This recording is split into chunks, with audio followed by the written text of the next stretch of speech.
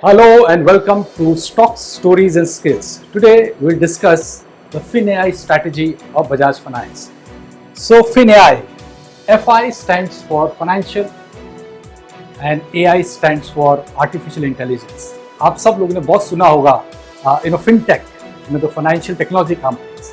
Now Bajaj is transitioning into FinAI and FinAI is part of the overall Bajaj 3.0 strategy. So what is Bajaj 3.0? Bajaj 3.0 strategy aiming to become the lowest cost operating model in Indian financial services. And second, use AI to drive revenue growth, customer engagement, productivity, risk management and cost optimization. So I have got 5 charts for you. One is the global adoption. So when Bajaj talks about FinAI, what about the global companies? Because सारा अगर हम innovation देखें तो waste में ही हो रहा है. तो which are the global companies which are adopting AI and क्या क्या यूज केसेस हैं ग्लोबली. सो वहाँ से हम समझेंगे बजाज की फिनाई strategy. Second is the use cases identified by Bajaj finance. So ऐसा नहीं है कि बजाज हवा में बात कर रहा है. They have identified hundreds of use cases in different segments. तो वो भी हम इसमें डिस्कस करेंगे. Third is the strategic investment in AI and cyber security. इतना आसान नहीं है कोई भी बीएफएसआई कंपनी को फिनटेक और एआई एरिया में कुछ ब्रेक थ्रू करना. सो बजाज फाइनेंस ने they have already acquired a company in AI and cyber security space. So we'll discuss that also. Third is the impact of AI on FY26 number. So whether it is the cost to income, ROA, ROE, we'll discuss all that in our the impact chart. Finally, outlook and FY26 guidance. So what kind of guidance Bajaj Finance has given when it comes to NIMs, when it comes to ROA, when it comes to ROE. So we'll discuss all these points under these 5 heads. So let's move to the next chart. So let's start with a quote from Anup Saha, the Managing Director of Bajaj Finance. Anup has replaced Rajeev Jain, who built Bajaj Finance in the last 17-18 years, and Anup Saha came to Bajaj Finance some years back from ICICI Bank. So Anup has a lot of banking experience. So let's see what he said. We are not just using AI for automation, but to reshape our cost to income ratio. So one is the cost to income ratio and unlock growth in a sustainable way. The FinAI strategy is at the heart of our long-term operating model. So these are the 2 things which he talked about, which are very important. Pehla hai cost to income ratio. Recently KV Kamath, in an interview said about banks, because banks have cost to income ratio of around 40% or 45%. Some newer banks will have 60-70%, but 40 to 45%. And Kamath said that this should come down to half, 20-25%. So cost to income ratio is a very important parameter, and if you're using technology, if you're using AI, this ratio should come down, and consequently you will see higher profit, ROE and all these things. Second is the long-term operating model. AI is not just a tool, they are embedding in some segment. It's a part of the strategy. So that's why they are saying it is about the long-term operating model. So let's move to the next chart. So let's study the global adoption. First is the credit scoring and underwriting. Globally AI काफी use हो रहा है underwriting purposes. So Ant Group, China, they uses AI model to analyze alternative data, like mobile payments. If there is any default in customers' mobile payment, now that is being considered in their model. Utility bills, and online behavior. All these data is being analyzed, for credit scoring, especially for thin line or unbanked customers. Upstart, it's a US-based company, a lending platform. Now they uses artificial intelligence, machine learning to assess, thousands variable for loan approvals.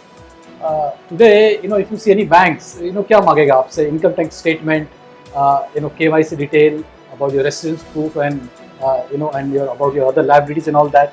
But this company, they use over 1,000 variables, for loan approval, and this is possible only if you have AI kind of a model. JPMorgan. Now, JPMorgan, they use an AI model for non-traditional data to enhance risk management beyond FIQ scores. So these are the three, use cases we have seen under credit scoring and underwriting. Now this is about loan origination and automation. Now Goldman Sachs, they have a Marcus platform. They use AI to streamline personal loan application process, verifying income identity in real time. Now real time is very important. Second, the Just AI. They provide machine learning powered credit underwriting tool to banks and credit unions, reducing manual process and improving approval rates. So many times if you see the application process takes 6-7 days. Now, if you have an AI kind of a model, so both for loan origination and automating the loan origination process and approval, now that time will get reduced. So these are the two use cases on the loan origination and automation side. Now fraud detection and risk management. This is the third major area where globally banks are using AI. HSBC, they use AI to detect anomalous transaction real time, reducing the fraud risk. Mastercard and Visa, they deploy AI-based model to monitor billions of transactions per second, to prevent fraud. American Express, they apply AI to evaluate risk pattern and adjust credit limit dynamically. आजकल जैसे आप देख लोगे the way frauds are increasing in the market. Now if you have an AI kind of model, and in this case, let's say in the case of Master and Visa, they are monitoring billions of transactions per second. So this will really be useful in detecting frauds.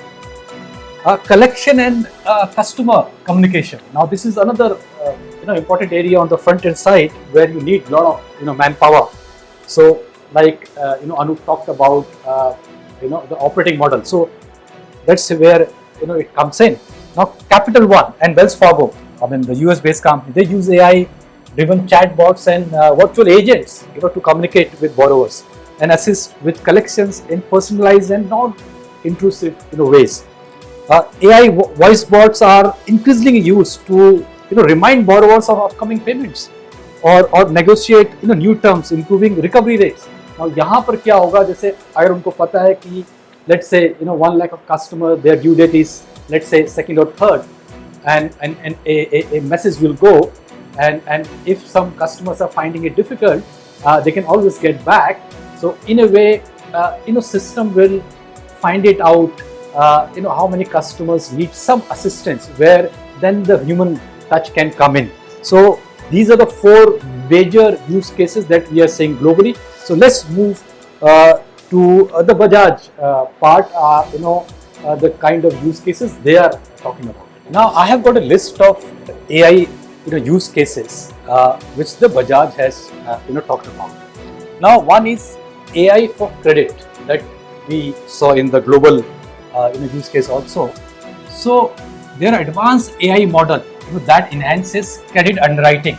How they can do it?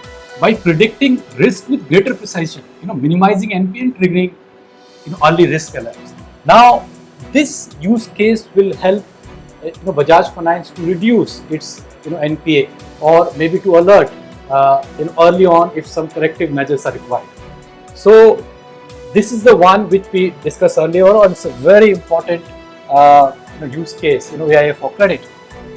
Second, and now anyway, Bajaj Finance's gross and net payment fees are very low. It's less than 1.5 or 2%. So if they can minimize that further, it will really helpful in higher ROE and net profits. Now second is AI for productivity. Now AI tools elevate workforce output, and how they can do it? Via smart training modules. You can build smart training modules based on the requirement which only AI tool can identify. So dynamic performance dashboards and real-time operational insights. Third is the loan origination. Now AI-driven origination platform, they accelerate approval like we talked about earlier, with higher accuracy, reducing turnaround time and operational head. So here also there will be a lot of cost saving. There will be faster approval. You need less people. Then is a dealer and sales management. Again, this is one area where you need a lot of people. So intelligent DMS, the dealer management system. Now this will optimize dealer performance and amplifies conversion rate with predictive insights. कई बार क्या होता है, there are lot of inquiries आती हैं, and if you have those learnings, whether the customer is serious or not, or how to intervene, when customer is asking for some discounts or some information, so this will really be helpful, if we have an AI-driven, dealer management system. Then comes the customer engagement. This also we talked about earlier. The personalized AI, targeting, enhanced cross-sell, retention and life cycle value using real-time behavioral and transactional data. Now, अगर Bajaj finance के पास काफ़ी कुछ data है, एक customer के बारे में, so it becomes very easy to cross-sell. Today, what happens? The bank, they send bulk mail, to customer. Whether they require a home loan or a car loan. In many of the cases, customer will already have a car loan or a home loan. Now, if it's more personalized to a customer, then the chances of the success rate in a cross-sell are very high, and it also lead to retention of customer within the platform, and also the life cycle value, using real-time behavior of a customer. And finally is the cost and control save. Now AI-powered audits, they deduct anomalies and spend, analytics tighten, governance. Now reduce leakage and ensure regulatory compliance. Now regulatory compliance is another area where we have seen a lot of banks and NBFC paying hefty fines. So if you have a AI supported model for compliance, that will really be helpful. Now this is a very interesting chart, a strategic investment in AI and cybersecurity, and मुझे लगता है आने वाले दिनों में we'll see a lot of such acquisition by banks and NBFCs, because they need expertise in these new areas. So they have done investment in one Product.ai company. So they have acquired 12% stake. They paid some 65 crore. This is a cybersecurity firm specializing in mobile app security, and this investment is seen as a forward step. Now, mobile app security. Now, this is one area where if you see, a lot of new customers are hooked on to mobile apps, for doing their day-to-day things, and going forward, this would be like every customer using, the mobile app. So one is the secure part. How to secure, the mobile app. So secure the mobile first customer experience. Second, reinforce the digital platform against rising cyber threat. So this will alert if there are any, chances, or if they see any possibility of cyber threats and all that. Building a robust tech stack that aligns with its FINAI vision. So this company will help in Bajaj 3.0 goal, and I'm sure ये इसके बाद और भी बहुत acquisition होंगे इस space पे. और ये चार्ट है impact of AI on FY26 outlook. So OPEX to net total income, the management expects 40 to 50 basis point improvement, partially attributed to AI-enabled, operation efficiencies. On the profitability outlook, AI is expected to help, reduce credit cost. They have guided at 1.85 to 1.9 for FY26. Maintain NIMs despite margin pressure. There is a lot of margin pressure, so it will help in maintaining NIMs at the current level and drive productivity across teams and branches. So let's move to the next chart. So this is a very important chart of FY26 guidance. So we have FY25 guidance, then the FY25 actuals, what they achieved, and then we have the FY26 guidance. So this way मुझे लगता है कि आप लोग को ज़रा अच्छा समझ में आएगा.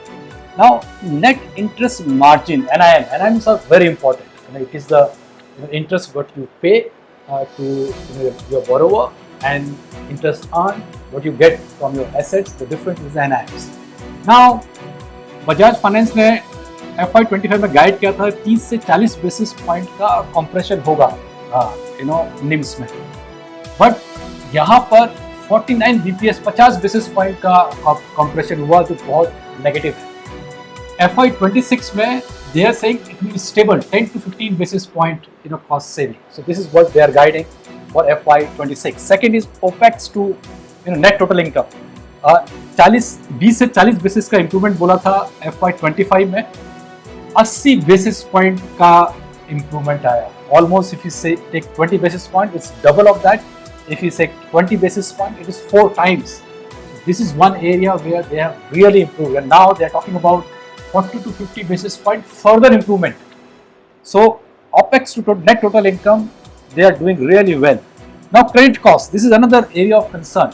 Now they talked about credit cost will be between 1.75 to 1.85% in FY25. Actuals was 2.07, so it's a miss.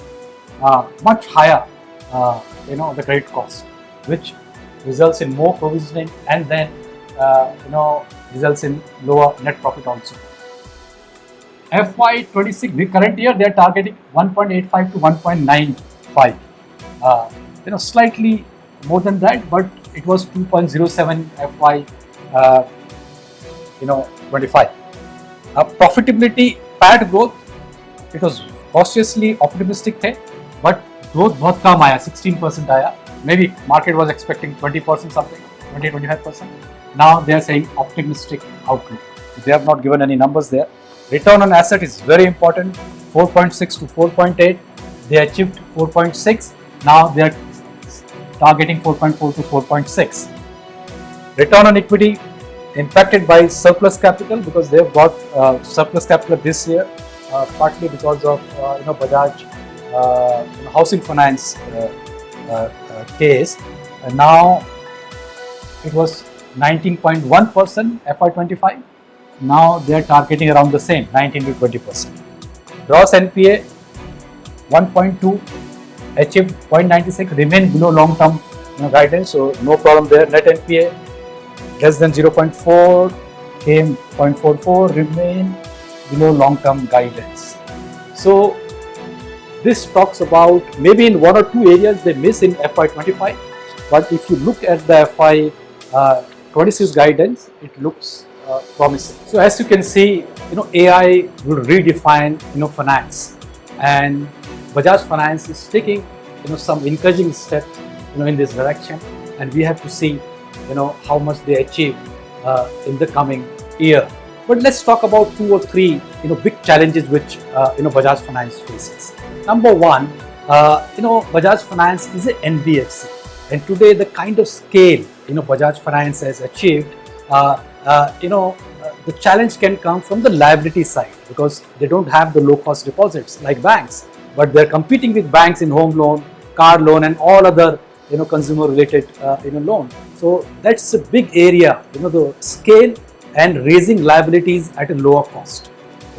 And second, the competition from bank, because banks are also becoming more retail-oriented. Whether you see ICICI Bank or even SBI, which earlier used to be corporate banks, now they are more retail oriented and they have a large scale. So I'm sure the competition intensity with Bajaj will increase. And third, which is very important point, is the new MD and CEO, Anup Saha, who came from ICICI some years back. Rajeev, Jain, who built the company in the last 18 years, he's the man who turned around the entire Bajaj Finance. He's now taking a vice chairman role. So the day-to-day and the entire company will now be handled by Anup Shah, and we are yet to see his leadership skill and what else. Whatever he does will be watched very carefully going forward. And finally, the new businesses. There is a saturation in some businesses. Now Bajaj is talking about the MSME. They are talking about gold loan. So there are a lot of new businesses which the Bajaj Finance is now building, and they have to scale up because they have a large size now to grow at 15-20%. They have to build scale in many of the new businesses, and we have to see how it does that. So thank you very much for watching my video, and do subscribe.